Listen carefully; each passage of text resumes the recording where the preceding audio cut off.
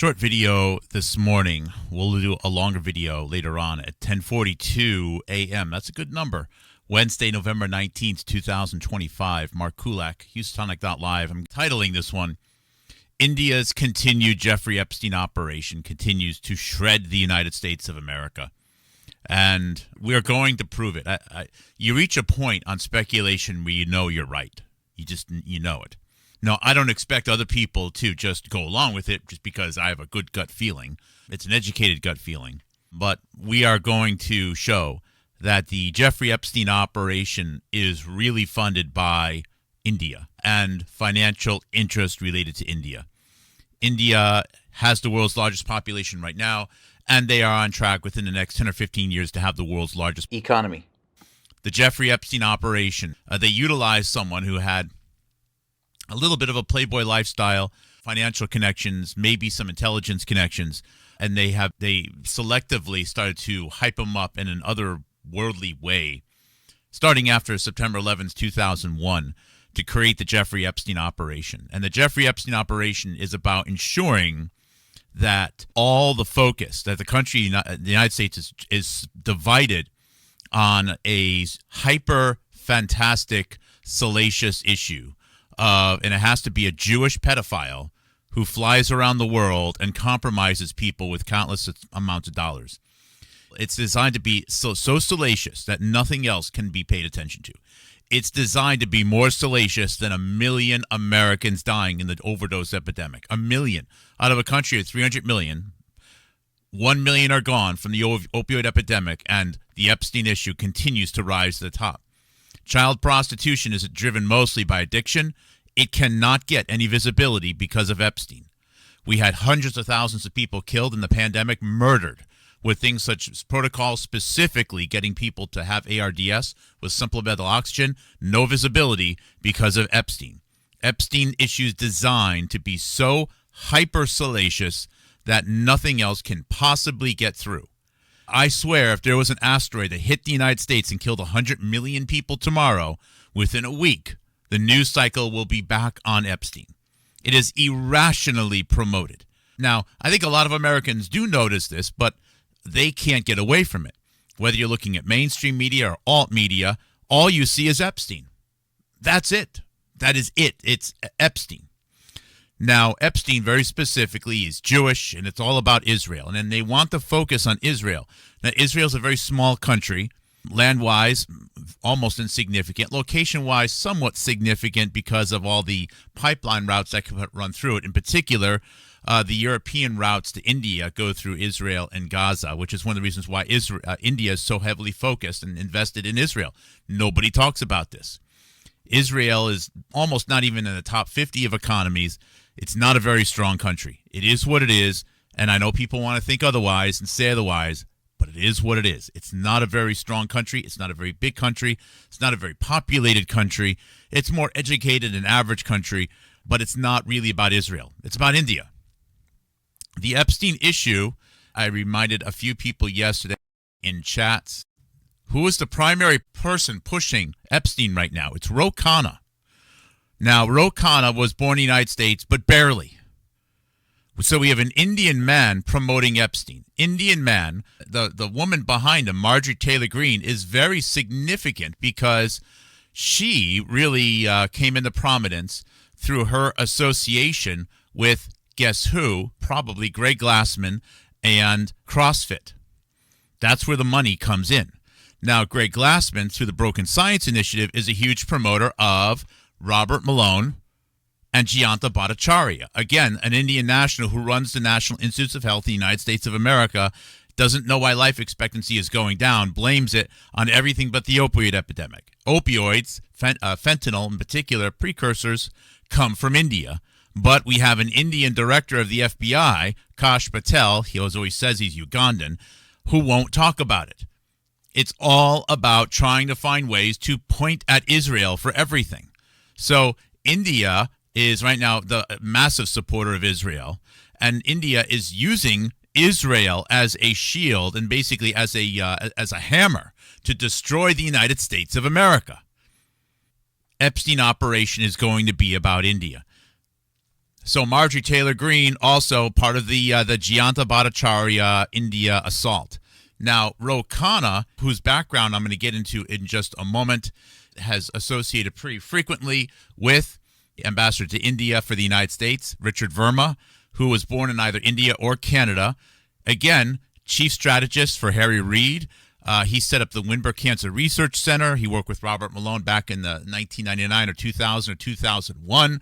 Ami Bera oversaw the hearings in the United States Congress in November 2019 with Anthony Fauci and Robin Robinson regarding upcoming flu pandemics. Of course, that was run by Ami Bera. Pramila Jayapal, she's noteworthy because she was born in India and she was the United States representative in the district in Washington State that had America's patient zero, Snohomish County man, for COVID-19. And then there's Ro Khanna, who's spearheading the Epstein files. And then there's Raja Krishnamurthy. Krishnamurthy was born in India. Krishnamurthy was the head of the Chinese Communist Party subcommittee, review, analysis, whatever you want to call it, within the United States Congress. Again, enormous conflict of interest. We have an Indian national running the National Institutes of Health who won't admit the role of fentanyl in lowering United States life expectancy, even though many fentanyl components come from India, and even though it's his very job to talk about, educated and correct way, why life expectancy is going down. Meanwhile, China, the longtime mortal enemy of India, we have an Indian man in the United States government with a position of power regarding the United States association with China. Enormous conflicts of interest, and of course, Ro Khanna is there. This is the Indian infiltration of the United States government. We have more people from India running in the United States government right now, Indian nationals, than any other nation, bar none. It's not even close. Matter of fact, the only one that's closest is Ireland. Most people forget the former president of Ireland, it was half Indian. And India's constitution is modeled after Ireland, so that's really not much of a surprise. Again, India is using Israel. India is using Israel. What you're going to see now is the response to this video will be outrage, and people will be more upset that I'm blaming India for it than they are about the supposed mass quantities of pedophilia that they say is motivating them in the first place. Because the point of the operation is to put focus on Israel and get it off of India. Now, Israel wins either way. Israel continues to get money from the United States, and if relations between the United States and Israel sever, Israel falls into its natural home and how do you say, a more comfortable area of support from India. Israel's going to be fine. It's not about Israel. It's about India. So, now that the Epstein issue is getting hotter and hotter than ever before, now is the time to constantly use this metadata and push this out. This is not a message that they want. I think that they are going to accelerate the Epstein stuff precisely because they know that they're going to lose control of this narrative. They've been dangling this narrative out there for 10 or 15 years. Nobody has had the ability to pick up on it. So, Ro Khanna, of course, and born in the United States. Well, let's read about Ro Khanna's background. Rohit Khanna was born in Philadelphia, Pennsylvania, September 13th, 1976, into an Indian family, of course. His parents immigrated to the United States from the Indian state of Punjab in the 1970s. His father is a chemical engineer who is a graduate of the Indian Institute of Technology, University of Michigan. His mother's a school teacher. Oh, sounds like an American success story. Let's continue. Remember, don't listen to anyone that says don't use Wikipedia. Wikipedia is fantastic. You just need to know how to use Wikipedia. And in some cases, Wikipedia gives you all the juice you need. Khanna's maternal grandfather, Amarnath Vidyalankar, was a politician, social worker, and journalist. He was an ethnic Marathi born in Pera. I know I'm mispronouncing all of this. Part of the some district in British Punjab, now Pakistan. He was part of the Indian independence movement, working with Lala Lajpat Rai, who spent 2 years in jail in the pursuit of the Dominion status of India. And a 2018 Boston Globe op-ed, Ro Khanna and Representative John Lewis examined how Gandhi's movement was intertwined with the civil rights movement. Now, I know how to read Wikipedia. Wikipedia isn't about what it says. It's about what it doesn't say. And when Wikipedia and an area like this says something that sounds very intriguing, that means that in reality it's explosive. That's exactly how Wikipedia almost all the time works. That means that they have to say enough so that you think that there can't possibly be any more. In reality, I'm willing to bet that Ro Khanna's family is intelligence and have been part of Indian government and Indian revolutionary movements for 50, 60 years. And there you have it. And that would make sense because that's where Pramila Jayapal's family and then Raja Krishnamurthy's family. And then you're going to look into the families of a variety of other key scientists in the United States of America of Indian ethnicity, such as the Indavermas. And you're going to go, there's just no way this Indaverma guy can just come to the United States and just waltz right into the laboratory of Bob Gallo and be part of HIV research back in the 1970s, 1980s. It can't happen. Of course it can't happen. It can't happen naturally. It can happen because there's intelligence involved. And Indian intelligence, probably wrapped up with British intelligence somehow. I don't understand all the details. This stuff has been happening intentionally for a reason. It's not about Epstein. And the fact that Epstein is being promoted right now, that the whole thing is being led by Indian and people connected to Indian intelligence. And what do? They just get on the stage and say, Israel, Epstein, Jews, Israel, Jews, Israel, Epstein, Jews, Israel. Do you ever notice that? People don't even know the role of Israel working with India right now in relation to terror operations from Pakistan. Terror operations, which I think themselves are many times false flags. They don't see it. India is barely mentioned at all by any mainstream journalist or citizen journalist. India, 1 out of every 5 people in the world is India. 1 out of every 5. And no one mentions it. They are on track to have the largest GDP. They are already number 3. Nobody mentions India. This should be a glowing, screaming, loud 5-alarm fire.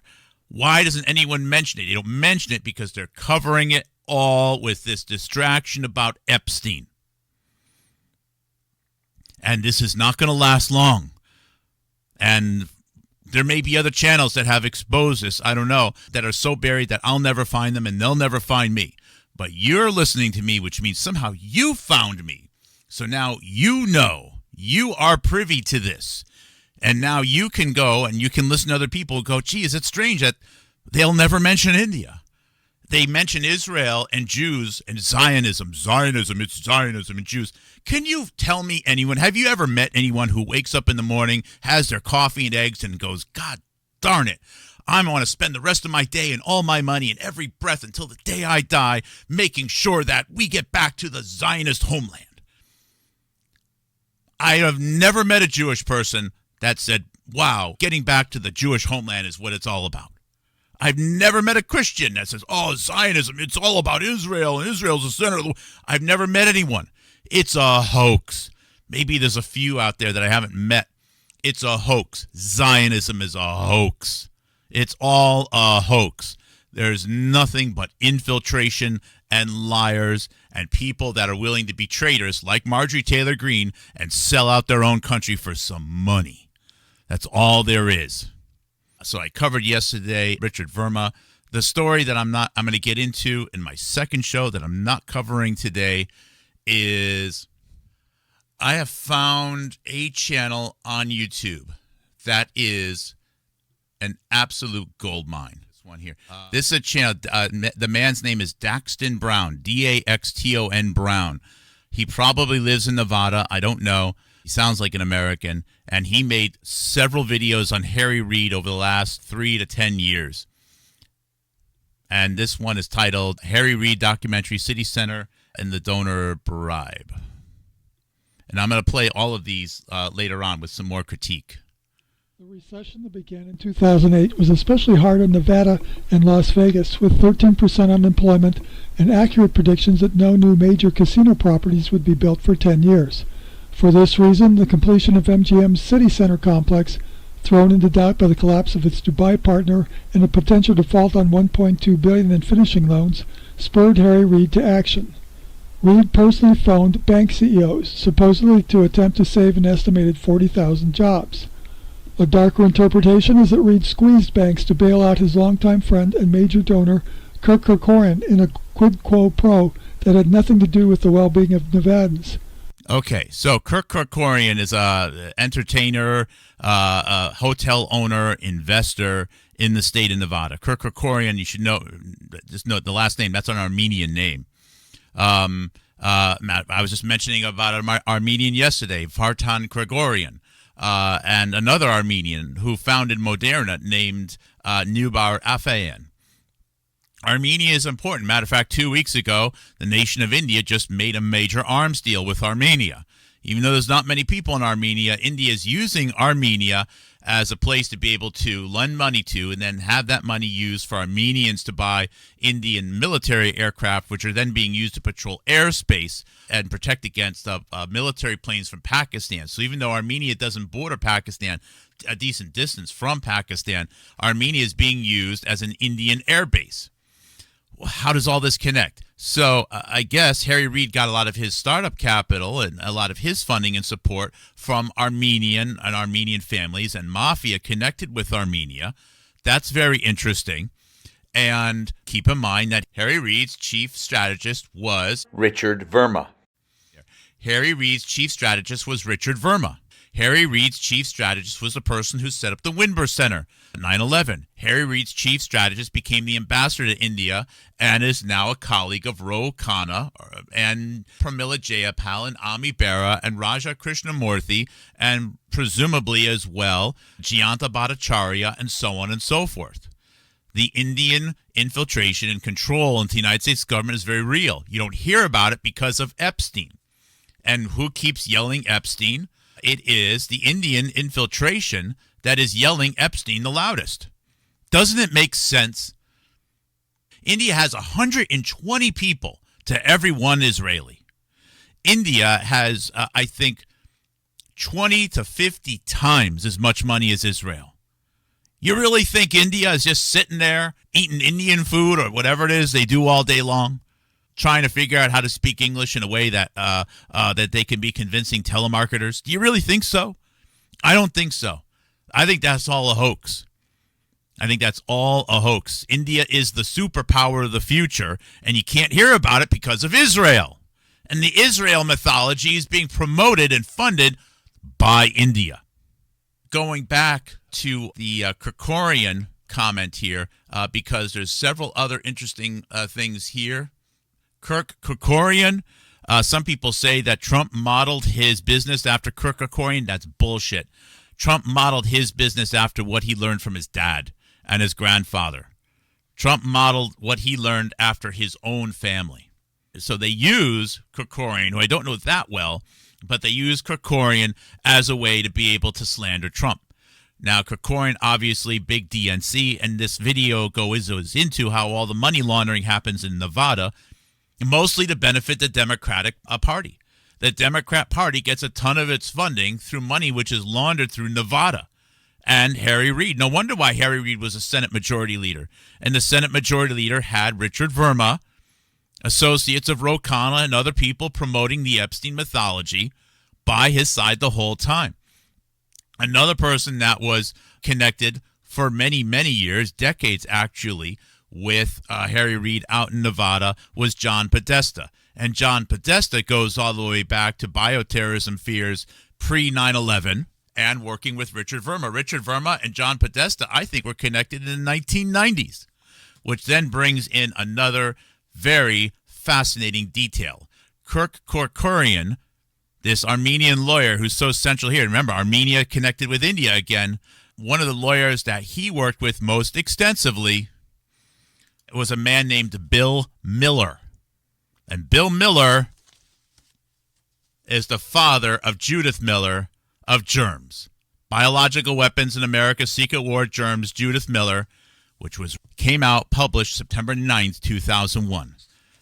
We are going to see that while everyone is screaming about Israel involved in 9/11, there's going to be a big backstory about India's role in 9/11, probably far more significant than Israel.